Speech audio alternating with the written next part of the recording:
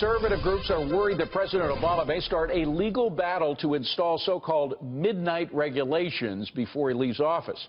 These conservatives have penned a letter to Vice President-elect Mike Pence urging his incoming administration to withdraw immediately from any, quote, last-minute legal unorthodox midnight litigation, end quote. Americans for Tax Reform President Grover Norquist is a co-signer of that letter. He joins me now. So, Grover, I was looking at one organization has put out 40 regulations that could cost a total of $75 billion over the near term. One of those regulations had to do with efficiency standards for heating equipment. I mean, they're getting into nitty-gritty details here, aren't they? They are. I count about 48 last-minute regulations between now and when Obama walks out the door. He's certainly been putting them out over the last several months. We can go back with the Congressional Review Act, Congress can, and undo with a simple vote in both houses anything that took place since June 13th of last year now, 2016. The challenge is probably need 60 votes in the Senate, and so Obama's hoping he can get these regulations out there and they'll stick. There's also a concern that he will start litigation, start lawsuits that can have a momentum of their own.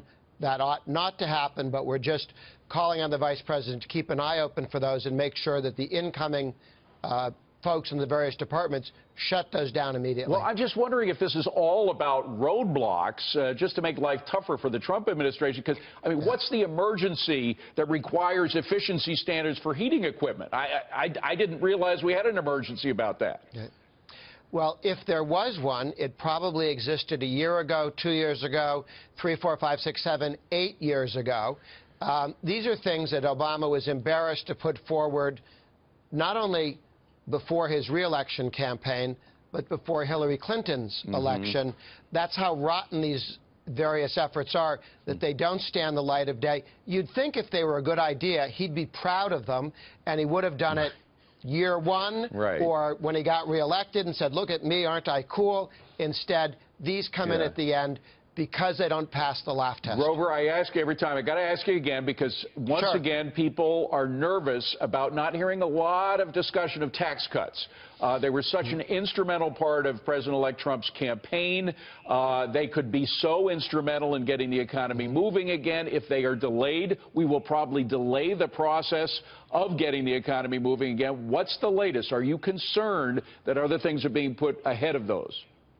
No. First, they'll do the eliminating Obamacare, repealing that. That's about $1 trillion tax increase right there. Not a bad first start. Then the tax cut, tax reform, which will take corporate rates down to 20%, go to full expensing, territoriality, reduce the number of rates for individuals from 7 down to 3. All of this will happen from the House in the first 100 days, and it'll be out of the Senate and on the president's desk within 6 months. This is going well. Grover Norquist, stay on their heels, Grover. We're counting on you, okay? All right, thank you. Absolutely.